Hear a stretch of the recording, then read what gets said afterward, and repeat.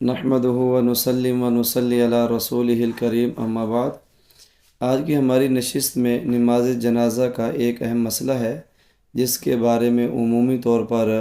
نمازی حضرات جو نماز جنازہ پڑھنے والے ہیں وہ ناواقف ہیں، اور ناواقف ہیں تو صاف ظاہر ہے وہ نماز جنازہ بھی درست نہیں پڑھ پاتے یہ۔ اب وہ مسئلہ یہ ہے کہ جب نماز جنازہ پڑھنے کے لیے آنے والا بندہ ہے، بعض اوقات اس کی کچھ تکبیرات رہ جاتی ہیں، مثال کے طور پہ ایک تکبیر رہ گئی ہے، یا اس کی دو تکبیریں رہ گئی ہیں، یا تین تکبیریں رہ گئی ہیں، تو اس صورت میں وہ اپنی رہی ہوئی تکبیروں کو کیسے پورا کرے گا؟ صاف ظاہر ہے امام صاحب نے تو سلام پھیرنے چوتھی تکبیر کے بعد سلام پھیر دینا ہے، تو اب اس کی جو رہی ہوئی تکبیریں ہیں اس کو کیسے پورا کیا جائے گا؟ ائمہ فقہا نے اس کے دو طریقے لکھے ہوئے ہیں، دو صورتیں اس کی بیان کی ہوئی ہیں۔ پہلی صورت تو یہ ہے کہ جب امام نے سلام پھیر دیا تو صاف ظاہر ہے اب امام نے مقتدی نے اپنی تکبیریں پوری کرنی ہے، تو اب اس کے لیے پہلی صورت تو یہ ہے، اگر مقتدی کو یہ یقین ہے کہ میت کے بھی چارپائی پڑی ہوئی ہے، تو وہ امام کے سلام پھیرنے کے بعد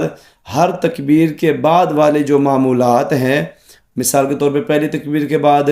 ثنا ہے، دوسری تکبیر کے بعد درود پاک ہے، تیسری تکبیر کے بعد میت کی دعا ہے، تو پھر یہ بندہ ان تکبیرات کے بعد ان معمولات کو بھی پورا کر لے۔ اگر میت کی چارپائی اس کے سامنے موجود ہے، ورثہ نے بھی وہ چارپائی نہیں اٹھائی، تو اس صورت میں تکبیروں کے بعد ان دعاؤں کا بھی اہتمام کرے جو دعائیں جو معمولات تکبیرات کے بعد آتے ہیں یہ۔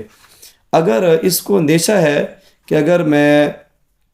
تکبیروں کے بعد ان دعاؤں کا بھی اہتمام کرتا ہوں تو میت کی چارپائی اٹھا لی جائے گی، یہ یعنی جلدی سے اٹھا لی جائے گی، بعض اوقات فوراً اٹھا لی جاتی ہے، تو اگر میت کی چارپائی اٹھائے جانے کا اندیشہ ہو، پھر صرف یہ بندہ تکبیریں کہہ کر سلام پھیر دے، اس کا نماز جنازہ پورا ہو جائے گا۔ تو بہرحال کیونکہ تکبیرات کہنا یہ فرض ہے یہ، اور اس کے بعد دعاؤں کا پڑھنا یہ فرض نہیں ہے، یہ مسنون ہے یہ، تو اب اگر اس نے تکبیرات کہہ دی ہیں پھر اس کا نماز جنازہ مکمل ہو جائے گا۔ وآخر دعوانا ان الحمد للہ رب العالمین۔